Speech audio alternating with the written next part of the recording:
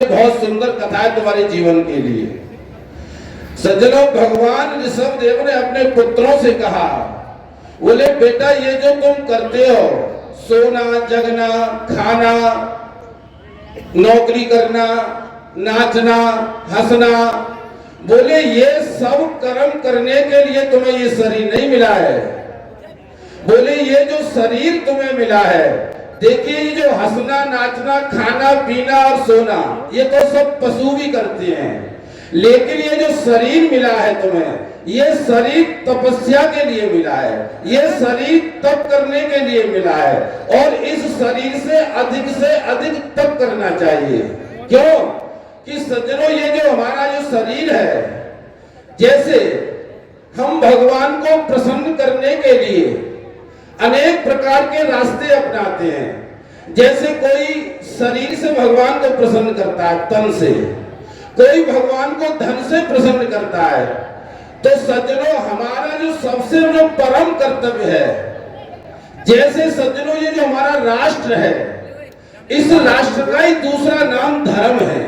समय में इसके लिए क्या सहयोग हो रहा है, तो सज्जनों जैसे आपने देखा होगा, आकर के हमारे धर्म और संस्कृति को नष्ट करते हैं। सज्जनों, एक बात और है, हमारे यहाँ जो मनुष्य की आयु है, इसे 100 वर्ष माना गया है, और 100 वर्ष को हमारे 4 आश्रमों में बांटा है, 25-25 वर्ष।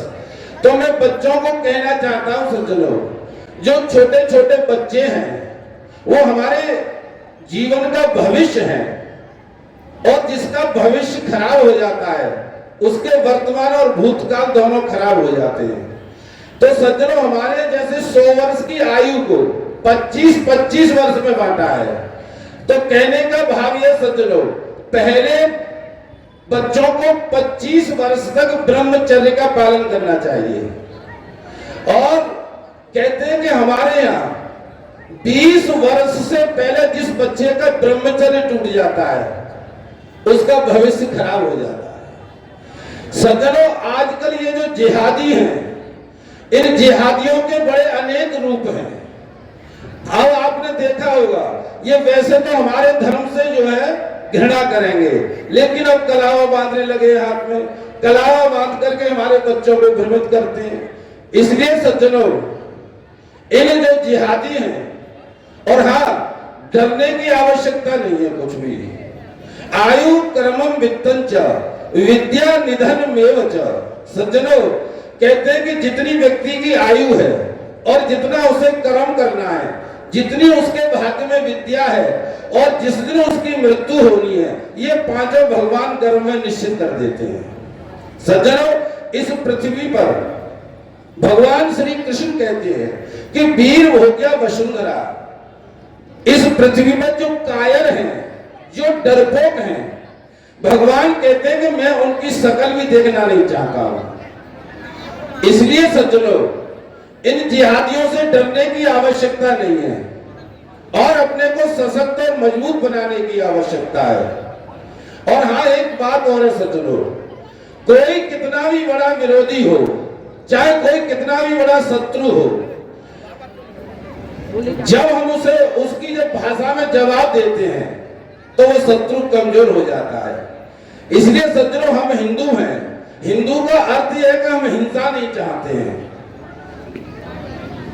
इसलिए सज्जनों, ये जो हिंदू सम्मेलन है, मैंने ये जो आपको ऋषभ देव की जो कथा सुनाई, उसका उद्देश्य यही है सज्जनों, कि जैसे समय समय पर हम सब लोग इसलिए एकत्रित होते हैं, और आज इन हिंदू सम्मेलनों के माध्यम से हम इसलिए एकत्रित हो रहे हैं कि हम एक संगठित हो सके। सज्जनों, हमको जातिवाद में नहीं बंटना है। सज्जनों देखो सज्जनों, हमारे यहाँ भगवान के यहाँ से जब जो जीव जन्म लेता है, तो उस समय केवल वो जीव होता है।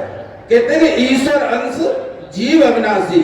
हम सब सज्जनों भगवान के एक अंग हैं, छोटे से टुकड़े हैं, और हमें जातियों में नहीं बंटना है। सज्जनों देखो, एक बार हमारे यहाँ प्रयागराज में महाकुंभ लगा है, और उस महाकुंभ कुंभ में एक राजा आया कुंभ का दर्शन करने। तो रात्रि को जिस महल में राजा को रोका गया सज्जनों, उसमें से उसकी जो रानी थी, उसने अपने कुछ दरवाजे में से संतों का दर्शन किया। तो उसने अपने राजा से कहा कि हमें सुबह संतों का दर्शन करना है। तो राजा ने कहा ऐसे नहीं जा सकती हो आप, हमारी कुछ मर्यादाएं होती हैं।